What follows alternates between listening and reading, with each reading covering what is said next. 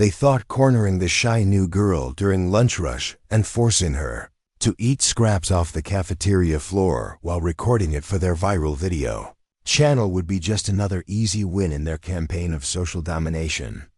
Tyler Brooks and his crew of entitled athletes had no idea that the quiet brunette, sitting alone with her homemade lunch, had spent the last 5 years demolishing opponents in boxing rings across Arizona, holding 3 state Golden Gloves titles, and a reputation that had college scouts calling before she'd even unpacked her moving boxes in Texas, when Connor Reed grabbed her sandwich and smashed it against her face while Jake Sullivan positioned his phone for the perfect humiliation shot.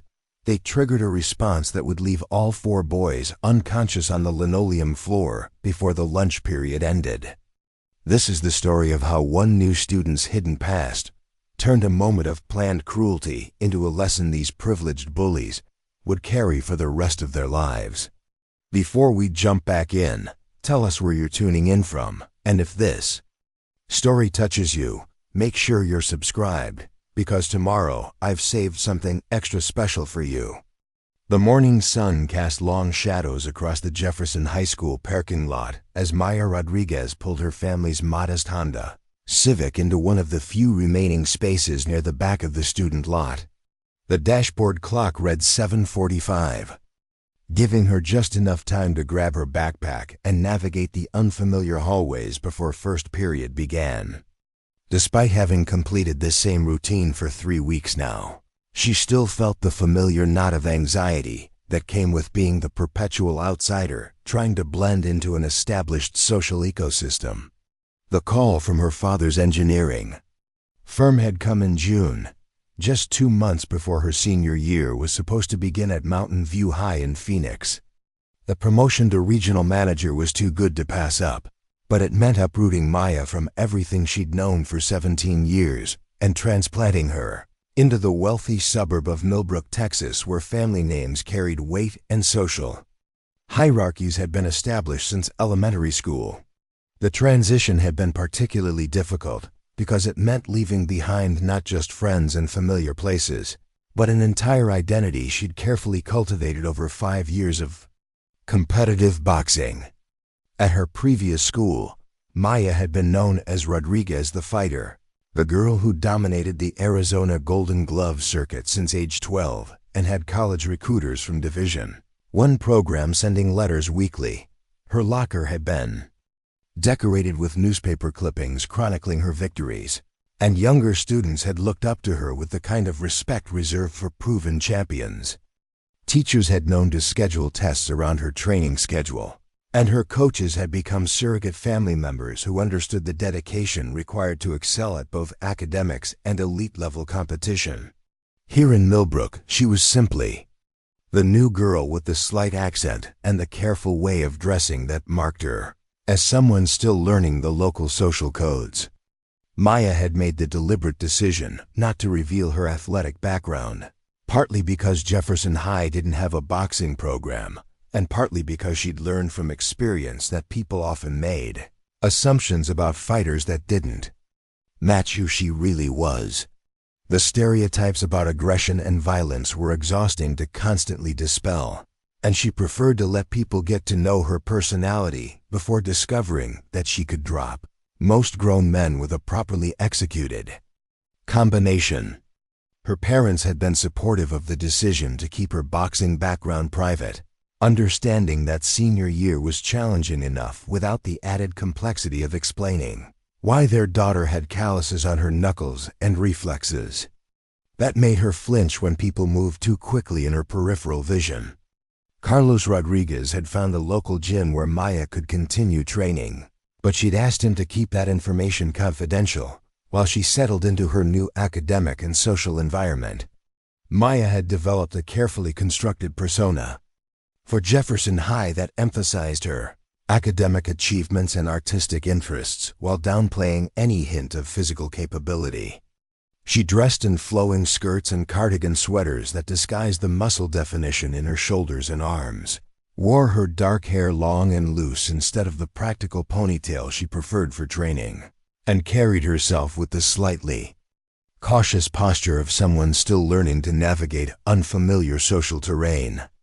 Her class schedule reflected deliberate choices designed to avoid potential conflicts, while maintaining her academic standards. Advanced placement courses in literature and history satisfied her intellectual curiosity while keeping her among the more serious students who were less likely to engage in the kind of social drama that seemed to dominate the regular curriculum. She'd chosen photography as her elective, hoping to develop skills behind the camera that would allow her to observe social dynamics without being forced to participate directly in them.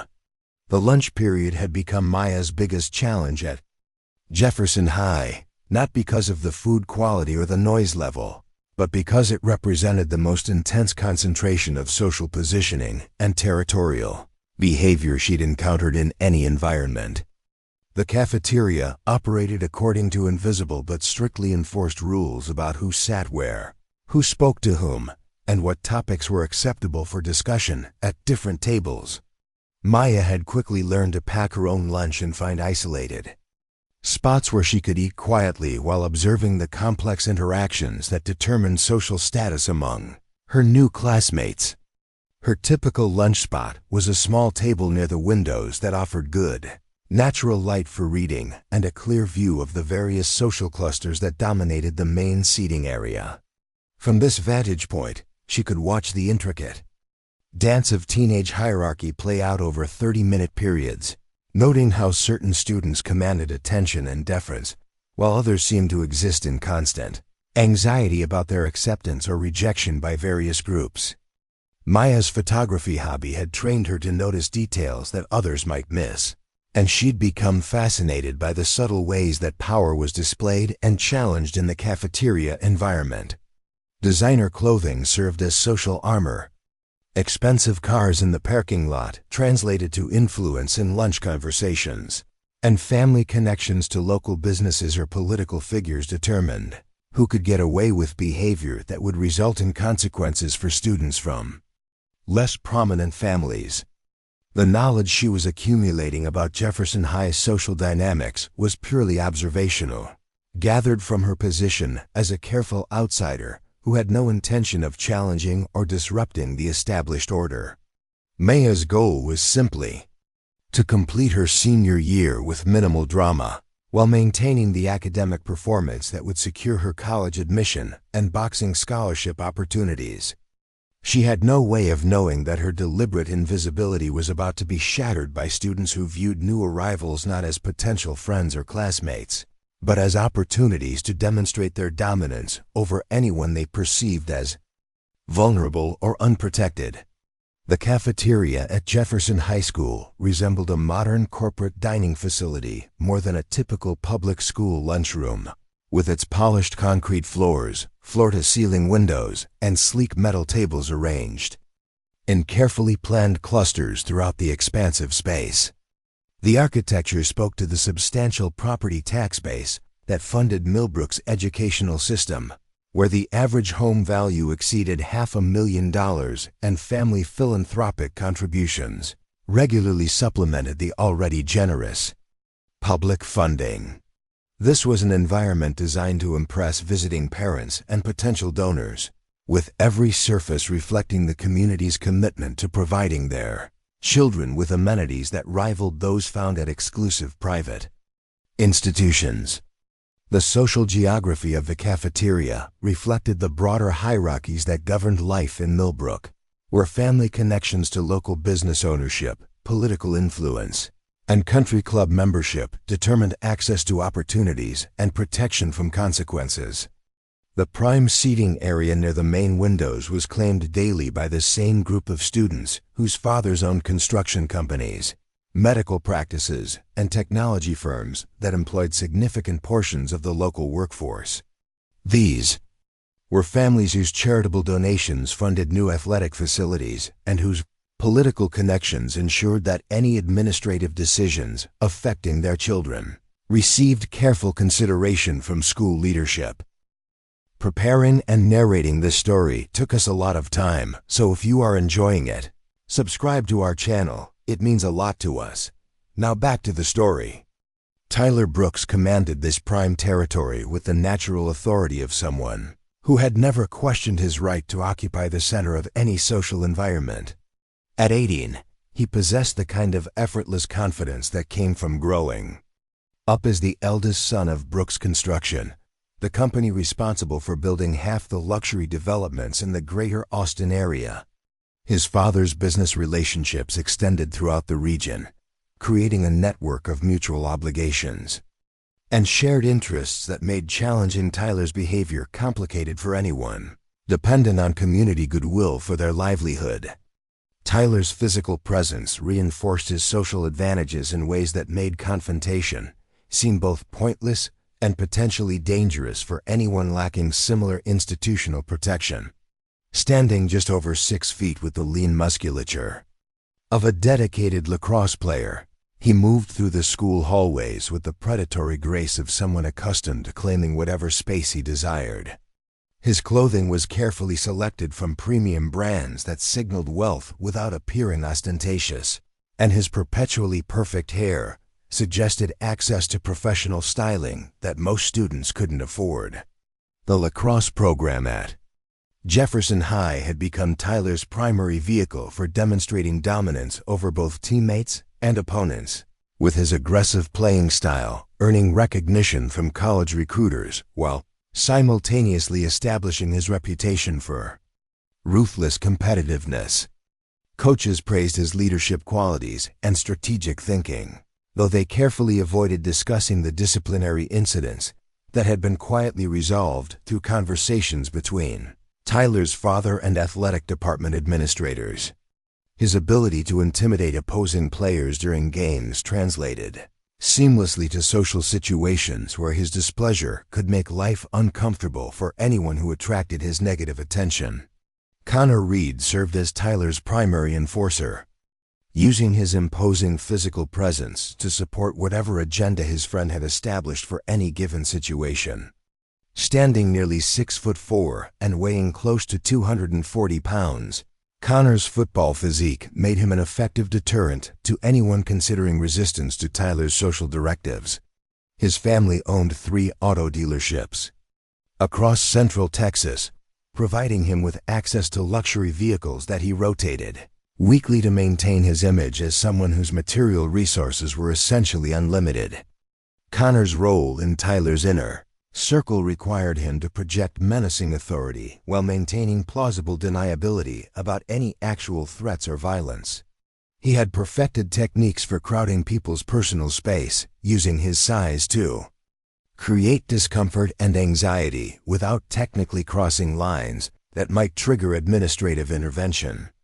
His mere presence beside Tyler during confrontations was usually sufficient to discourage resistance, and his reputation for explosive anger made most students prefer avoiding situations where they might become targets of his displeasure. Jake Sullivan brought a different, but equally valuable skill set to Tyler's operation through his sophisticated understanding of social media dynamics and viral content creation. With over 50,000 followers across multiple platforms, Jake had built a personal brand around documenting the drama and conflicts that naturally emerged in a high school environment populated by wealthy, competitive teenagers. His ability to capture compelling footage while maintaining the appearance of casual documentation had made him invaluable to Tyler's campaign of social intimidation.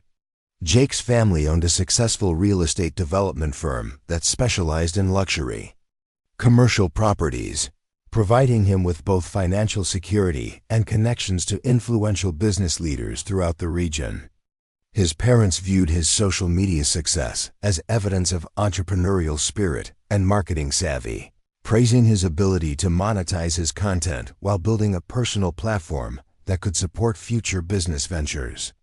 They remained deliberately unaware of the specific tactics he employed to generate the dramatic content that attracted viewers and advertisers to his channels. Austin Clark occupied the most precarious position within Tyler's group, serving as both loyal follower and potential scapegoat depending on the situation and Tyler's mood. His desperation to maintain acceptance within the popular crowd made him willing to participate in increasingly problematic behavior while bearing disproportionate responsibility when consequences materialized. His family's successful accounting practice provided sufficient wealth to support his membership in Tyler's circle, but not enough social influence to protect him if Tyler decided he had become a liability. Austin's nervous energy and obvious anxiety about his social status made him particularly effective at carrying out Tyler's more questionable directives, since his fear of exclusion motivated him to prove his loyalty through actions that more secure group members might avoid. His willingness to take risks that others wouldn't accept had made him useful for situations requiring someone expendable, though his increasing desperation was beginning to concern even Tyler about his reliability and discretion. The four boys had developed their targeting system over several years of friendship, refining techniques for identifying vulnerable students and determining the most effective approaches for maximizing their entertainment while minimizing potential consequences. They preferred focusing on individuals who lacked strong social connections or family influence that might complicate their activities, particularly students whose temporary status or outsider position made them unlikely to receive institutional support if conflicts arose. Their previous successes had included driving away 2 substitute teachers through systematic harassment campaigns, forcing several transfer students to request schedule changes to avoid continued intimidation, and establishing their dominance over numerous classmates through carefully orchestrated public humiliations that were documented and shared through Jake's social media channels. The administration's consistent failure to meaningfully address their behavior had reinforced their confidence that their family connections provided adequate protection from serious consequences. Principal Harrison's approach to managing Tyler's group reflected the complex political realities of leading an institution funded by the same families, whose children were creating problems for staff and other students. His attempts to address their behavior through private conversations and internal disciplinary measures had proven ineffective, partly because the boys understood that their parents' influence made expulsion or suspension unlikely options. Delicate balance between maintaining educational standards and preserving relationships with major donors had resulted in a pattern of administrative avoidance that enabled increasingly bold behavior. Maya Rodriguez had become their latest target of interest, not because of any specific provocation or conflict, but simply because her isolated position and newcomer status suggested she would be unable to mount effective resistance to their attention. Tyler had been observing her lunch routine for over a week, noting her preference for sitting alone and her apparent lack of social connections that might complicate their plans for entertainment. Her quiet demeanor and careful way of avoiding eye contact with other students suggested the kind of submissive personality that would provide maximum satisfaction when subjected to public humiliation. Maya sensed the shift in cafeteria dynamics before she consciously registered what was causing her growing unease. Years of training had developed her peripheral awareness to levels that most people never achieved, allowing her to detect changes in movement patterns and energy around her, while maintaining focus on whatever task occupied her primary attention. The skill had been essential in boxing rings where opponents could telegraph their intentions through subtle shifts in stance or breathing, but it translated effectively to social environments where threats often announced themselves through similar nonverbal cues. The conversation volume at Tyler's table had increased slightly, accompanied by periodic glances in her direction that created the unmistakable sensation of being observed and evaluated. Maya continued reading her American literature assignment while tracking the group's behavior through her peripheral vision, noting how their body language had shifted from casual lunch conversation to something more focused and predatory. Jake Sullivan had positioned his phone differently on the table, angling it to capture a wider view of the cafeteria space that would include her isolated corner location.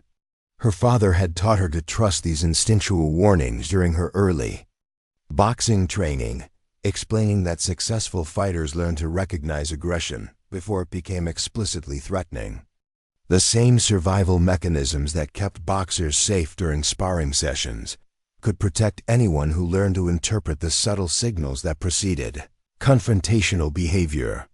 Maya's breathing automatically adjusted to the controlled rhythm she used before matches, preparing her nervous system for potential action while maintaining the outward appearance of relaxed concentration on her reading. Tyler Brooks rose from his seat with deliberate casualness, carrying his lunch tray as he surveyed the cafeteria like a general reviewing troops before battle. His movement immediately triggered responses from his companions, with Connor Reed stretching to display his impressive physical dimensions, while Austin Clark fidgeted nervously with his phone. Jake Sullivan made subtle adjustments to his recording position, ensuring optimal coverage of whatever entertainment Tyler had planned for the lunch period. The approach was methodical and calculated, designed to appear spontaneous while actually following a well-rehearsed pattern that had proven effective in previous encounters with isolated targets. Tyler's route to the trash bins required him to pass near Maya's table, providing a natural opportunity for initial contact that could escalate or retreat depending on her responses and the surrounding audience reaction. His confident stride and relaxed facial expression projected friendly intentions while his eyes assessed her posture and demeanor for signs of vulnerability or resistance. Maya felt her shoulders tense automatically as Tyler's path brought him within striking distance of her position, though she forced herself to maintain focus on her textbook while monitoring his approach through her peripheral vision. Her hands remained relaxed on the table surface, but her weight shifted slightly forward in her chair, creating better balance for rapid movement if the situation required defensive action. The response was automatic, trained through thousands of hours of preparation for opponents who might attack without warning. Tyler paused beside her table with practiced timing, allowing his presence to register fully before speaking. His voice carried the friendly tone of someone making casual conversation, but Maya detected the underlying current of challenge that marked this as something more significant than spontaneous social interaction.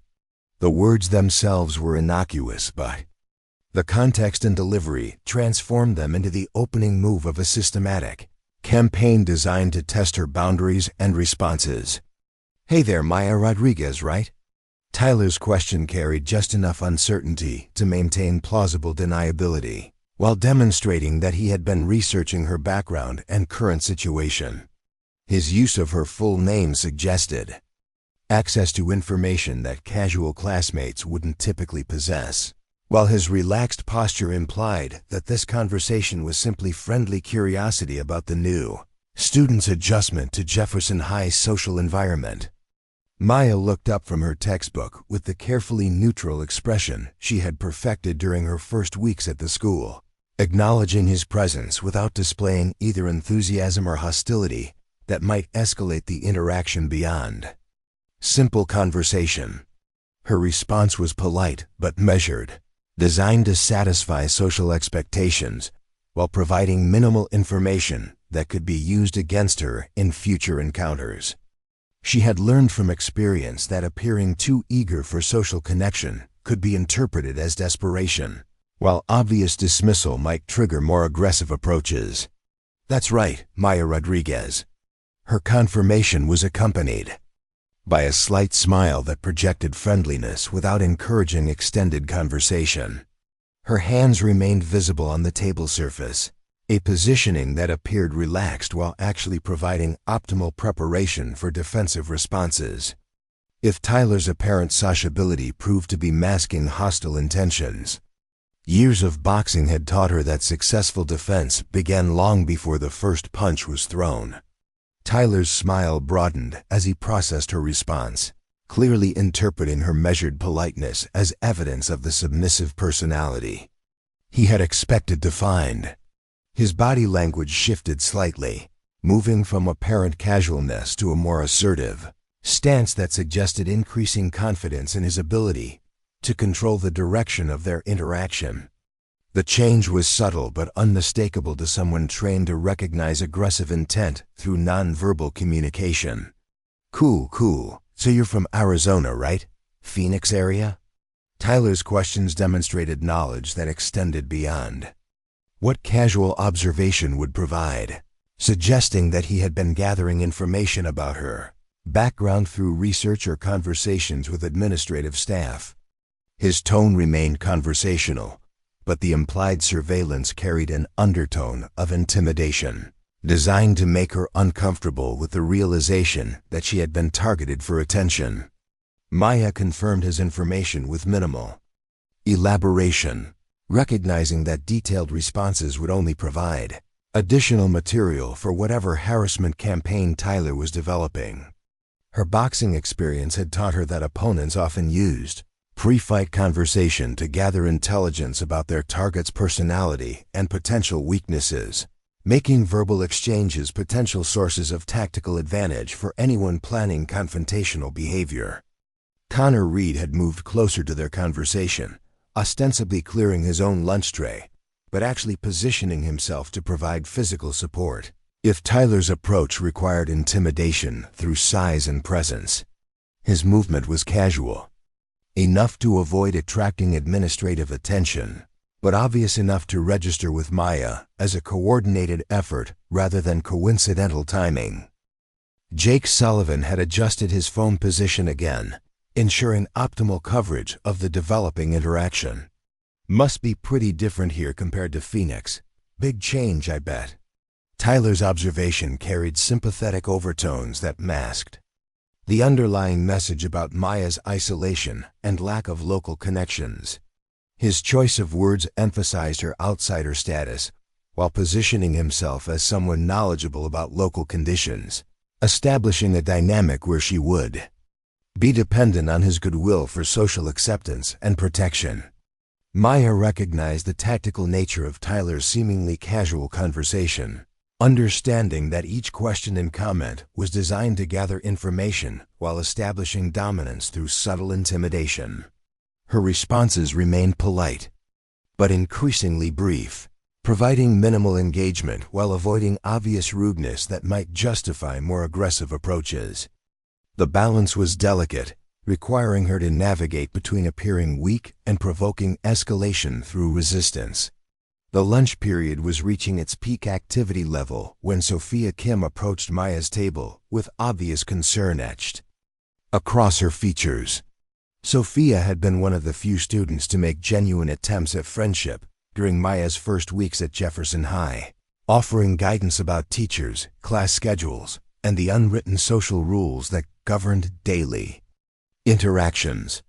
Her family owned a successful technology consulting firm that served several major corporations in the Austin area, providing her with sufficient social status to navigate the school's complex hierarchies while maintaining independence from the more toxic elements of the popular crowd.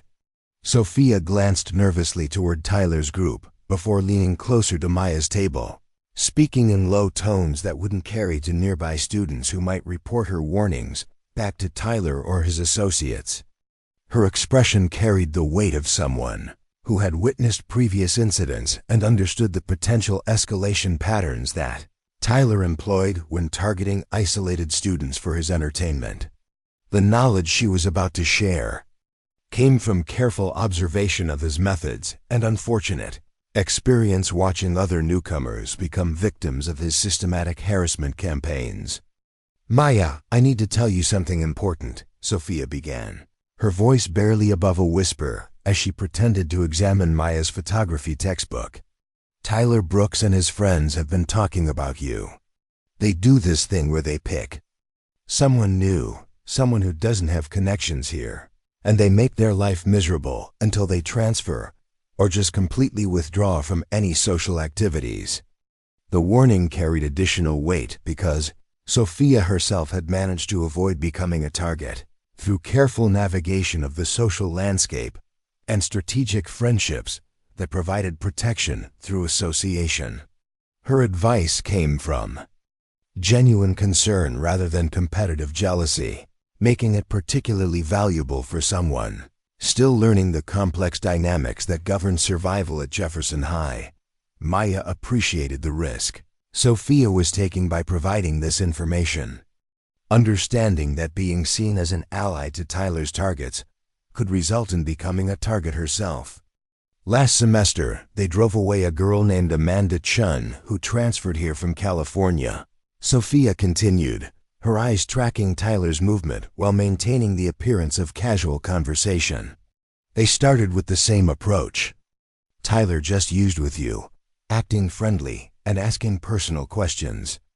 Then they began posting edited videos that made her look stupid or weird, coordinating harassment through social media, and eventually got her so anxious about coming to school that her parents enrolled her somewhere else. Maya absorbed this information while maintaining her outwardly calm demeanor, though internally she felt the familiar surge of controlled anger that had fueled her most devastating performances in boxing competitions. The systematic nature of Tyler's operation reminded her of opponents who relied on psychological intimidation rather than actual skill, using fear and social pressure to defeat their targets before any real confrontation occurred. Her experience with truly dangerous adversaries in the ring had taught her that the most aggressive appearing opponents were often the least prepared for genuine resistance. Sophia's warning continued with additional details about Tyler's typical escalation pattern, information that would have been invaluable to previous targets who faced his harassment without understanding the beginning, systematic nature of his approach. They usually start by testing how you react to boundary crossing, seeing if you'll stand up for yourself or just accept whatever they do. Then they isolate you from potential allies by spreading rumors or creating social situations where supporting you becomes uncomfortable for other students. The intelligence Sophia provided aligned with Maya's own observations of Tyler's group dynamics and their coordination during the current interaction.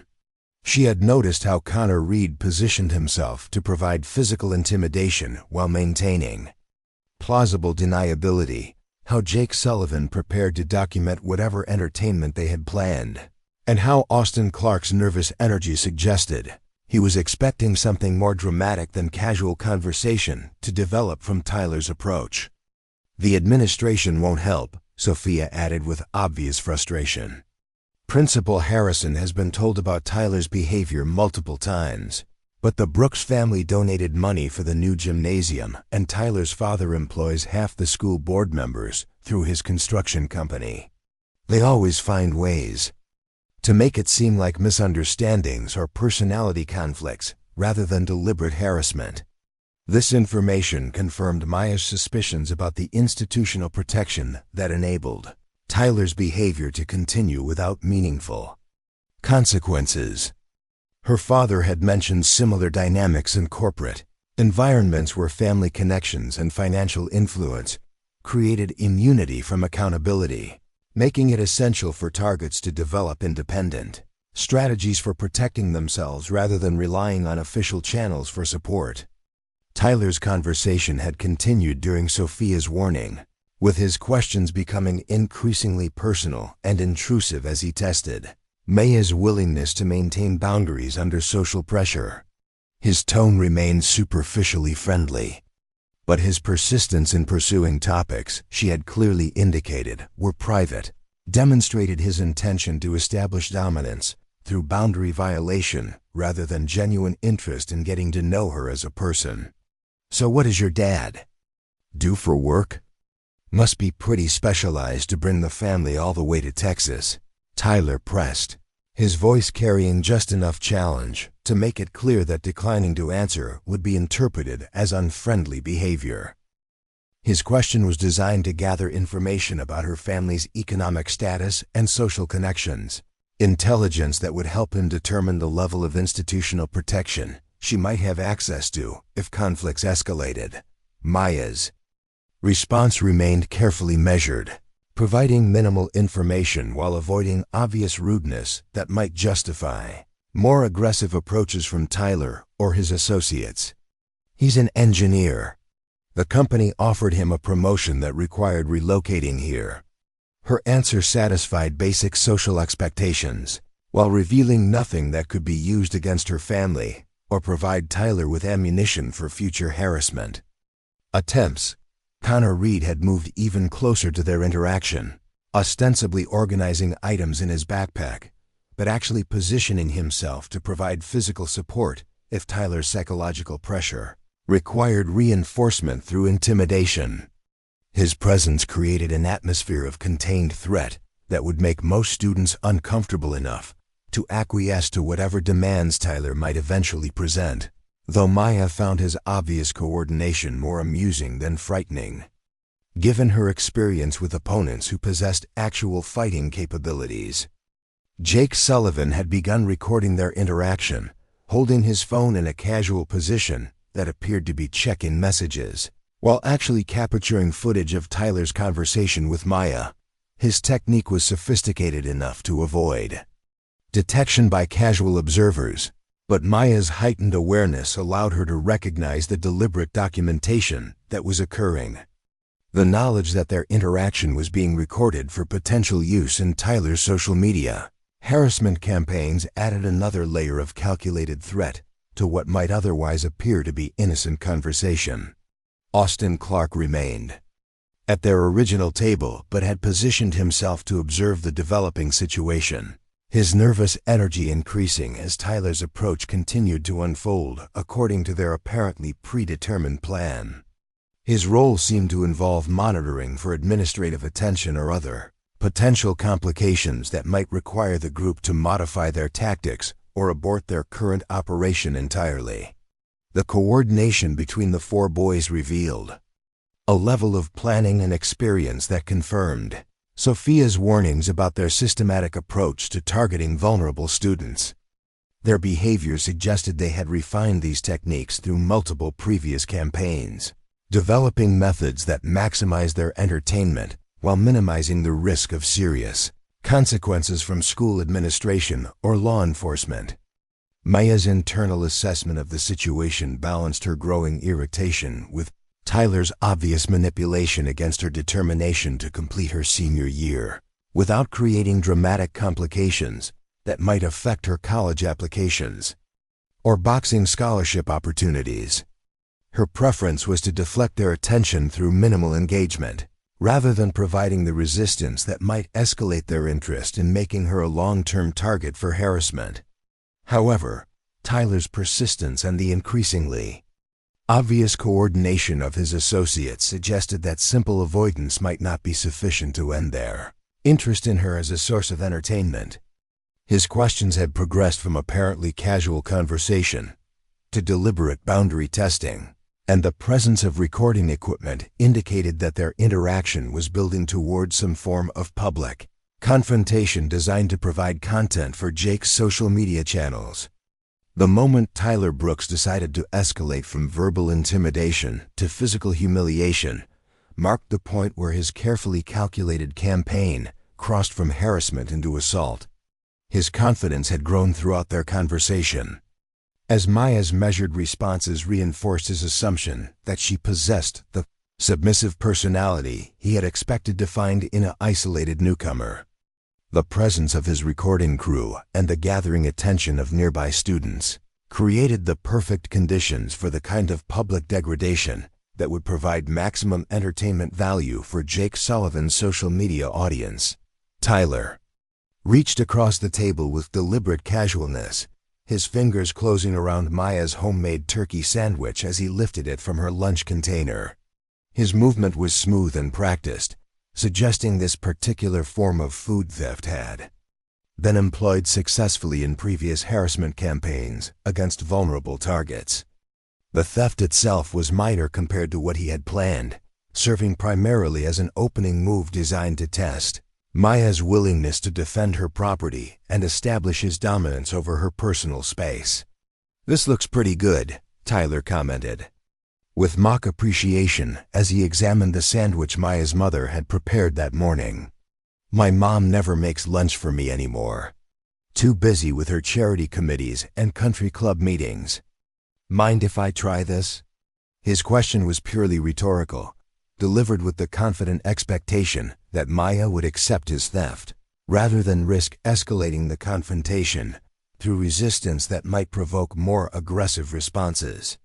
From his associates, Maya's voice remained steady as she addressed Tyler's obvious theft, though observers with sufficient experience reading body language might have noticed subtle changes in her posture that suggested increasing tension beneath.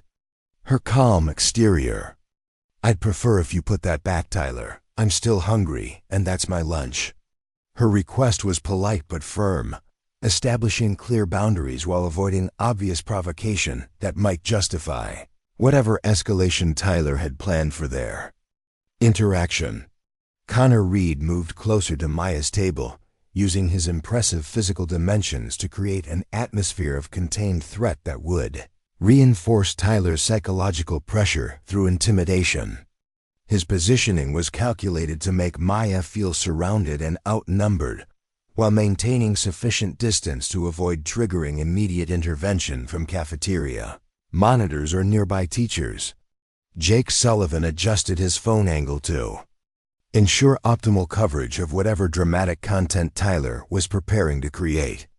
Tyler's response to Maya's reasonable request revealed the true nature of his intentions as he deliberately opened her sandwich and began removing ingredients with exaggerated criticism of her family's food preparation choices. "Wow, this is pretty basic stuff. No fancy organic ingredients or artisanal bread like we're used to around here. I guess Arizona families have different standards about nutrition and quality." His comments were designed to humiliate Maya through public mockery of her family's economic status, while establishing his own superior social position. The transformation in Maya's demeanor was subtle but unmistakable to anyone trained to recognize the shift from defensive awareness to offensive preparation. Her breathing adjusted to the controlled rhythm she employed before boxing matches, her weight redistributed for optimal balance and movement, and her hands relaxed into the loose positioning that preceded explosive action. Years of training had taught her to recognize the moment when defensive measures became insufficient and more direct responses became necessary. Connor Reed made the tactical error that triggered Maya's transition from passive target to active combatant when he reached toward her face with obvious intent to smear the contents of her destroyed sandwich across her features, while Jake Sullivan captured the humiliation for his online audience. His movement was confident and casual, reflecting his expectation that his size and reputation would prevent any meaningful resistance from someone he perceived as helpless and isolated. Maya's response was instantaneous and devastating, her left hand intercepting Connor's wrist with a grip that immediately controlled his forward momentum, while her right hand delivered a precise uppercut to his solar plexus that emptied his lungs and dropped him to his knees, gasping for breath. The combination was executed with the fluid precision of someone who had spent thousands of hours perfecting techniques for neutralizing larger opponents through superior speed, timing, and anatomical knowledge. The cafeteria erupted in shocked silence as Connor Reed, the intimidating enforcer whose physical presence had terrorized countless students, collapsed beside Maya's table, clutching his stomach and struggling to breathe. Tyler Brooks stood frozen with Maya's sandwich still in his hands, his confident smirk replaced by an expression of disbelief as he processed the reality that his carefully orchestrated harassment campaign had just been demolished by someone he had categorized as a helpless victim. Jake Sullivan's phone continued recording as Maya rose from her chair with the controlled grace of a professional athlete, her movement fluid and balanced in ways that suggested extensive training in combat disciplines. Her voice carried absolute authority as she addressed Tyler directly, her tone calm but carrying undertones that promised additional consequences if he chose to continue his aggressive behavior. "I am Maya Rodriguez, 3-time Arizona Golden Gloves champion and ranked number 2 in my weight class nationally," she announced to the stunned cafeteria audience. "You just attempted to assault me while your friend recorded it for social media entertainment." Connor is experiencing temporary breathing difficulty from a controlled strike to his diaphragm. He'll recover completely in about 2 minutes, but he should sit quietly until his breathing normalizes. Tyler dropped Maya's sandwich as the implications of her revelation penetrated his shock, realizing that his systematic harassment campaign had targeted someone with professional fighting credentials who possessed both the capability and legal justification to defend herself against their coordinated assault. Austin Clark backed away from the confrontation area as other students began gathering around the scene, many of them pulling out phones to record the unprecedented sight of Connor Reed, defeated by someone half his size. Principal Harrison arrived within minutes, followed immediately by Officer Jennifer Walsh, the school resource officer whose training in crisis intervention and evidence preservation made her particularly effective at managing situations involving potential criminal behavior. Her assessment of the scene was rapid and professional, noting Connor's obvious distress, the scattered remains of Maya's lunch, and Jake Sullivan's phone, which continued recording the aftermath of the confrontation. "I need everyone to step back and remain calm," Officer Walsh announced with practiced authority as she surveyed the gathered students and assessed the immediate situation for ongoing threats or medical emergencies. Her priority was ensuring that Connor received appropriate attention for his breathing difficulties while preserving evidence and gathering witness statements that would allow proper documentation of the incident and its underlying causes. Maya provided a clear and comprehensive account of Tyler's escalating harassment campaign, Connor's attempted assault, and her defensive response, her military-style precision in describing events contrasting sharply with Tyler's stammered attempts to characterize their behavior as harmless social interaction that had been misinterpreted by an overly aggressive newcomer with violent tendencies. Jake Sullivan's recorded footage provided irrefutable evidence of the harassment campaign and assault attempt, transforming what might have been a complicated he-said-she-said investigation into a straightforward case with clear documentation of criminal behavior. The video showed Tyler's theft of Maya's food, his deliberate destruction of her property, Connor's obvious attempt to physically assault her, and Maya's precisely controlled defensive response that neutralized a threat without causing unnecessary injury. Detective Robert Chun arrived as the immediate crisis was being resolved, his experience with cases involving juveniles from influential families making him particularly suited to handle investigations where family connections might complicate normal legal procedures. His interview with Maya revealed not only her extensive athletic credentials, but also her systematic documentation of Tyler's harassment campaign, information that elevated the incident from simple school disciplinary matter to serious criminal investigation. The transformation in Tyler's social status was immediate and devastating as news of his defeat spread throughout Jefferson High School's interconnected social networks. Students who had previously feared his retribution began sharing their own experiences with his harassment campaigns, creating a cascade of testimony that revealed the systematic nature of his predatory behavior and the institutional failures that had enabled his actions to continue without meaningful consequences.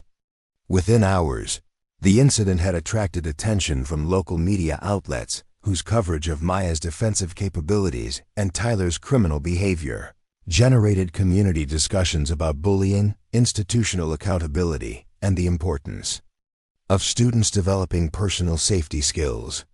Maya's example inspired other victims of systematic harassment to report their experiences, leading to comprehensive investigations that exposed the broader culture of privileged impunity that had poisoned Jefferson High School's environment. The legal consequences for Tyler, Connor, Jake, and Austin included criminal charges for assault, harassment, and conspiracy, along with civil liability for the emotional distress they had caused previous victims, whose cases were now being reopened.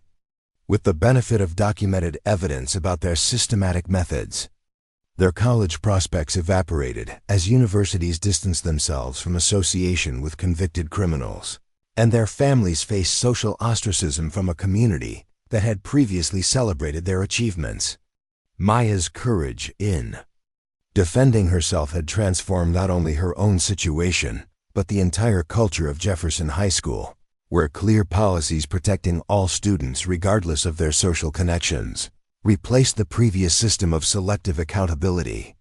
Her story became a model for other schools struggling with similar issues, demonstrating that individual resistance combined with institutional reform could create lasting improvements in educational safety and equality. Up next, you've got two more standout stories right on your screen. If this one hit the mark, you won't want to pass these up. Just click and check them out.